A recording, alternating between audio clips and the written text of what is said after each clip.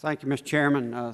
Thank you for holding this hearing, and thank you, Chairman Bernanke, for your testimony. The Federal Reserve, with $1.5 trillion of additional liquidity in the system, is faced with a very difficult problem, how to vacuum that money out fast enough to avoid hyperinflation, but do so without stalling a recovery.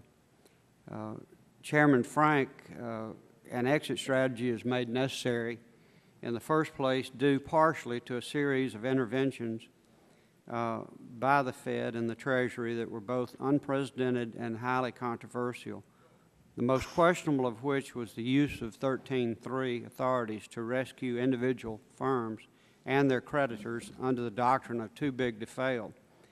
Of course, House Republicans have rejected the concept of too big to fail in the long term. Now is the time for the federal government and the Fed to get out of the bailout business. As I've said previously, the term intervention implies that the government is interfering with the economy and market forces. And intervention creates an artificial condition in which the system becomes increasingly dependent on government action. You see that with the GSEs. As with any addiction, an altered state is created where the only choices are permanent addiction or somewhat painful withdrawal. That is why a centerpiece of the Republican regulatory reform solution, not only to end too big to fail, but to rein in the Fed's 13(3) authorities consistent with that goal.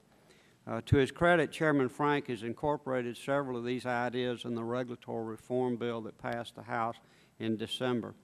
While there was much that we disagree with, the need for limitations on the Fed's authority to conduct large-scale bailouts of individual firms was one area in which there was bipartisan consent. In conclusion, withdrawing excess liquidity and returning the Fed to its more traditional monetary policy role will be difficult. If done incorrectly, it may negatively impact the economic recovery and result in higher borrowing costs for individuals, corporations, and the U.S. government. But this transition must take place. Thank you, Mr. Chairman.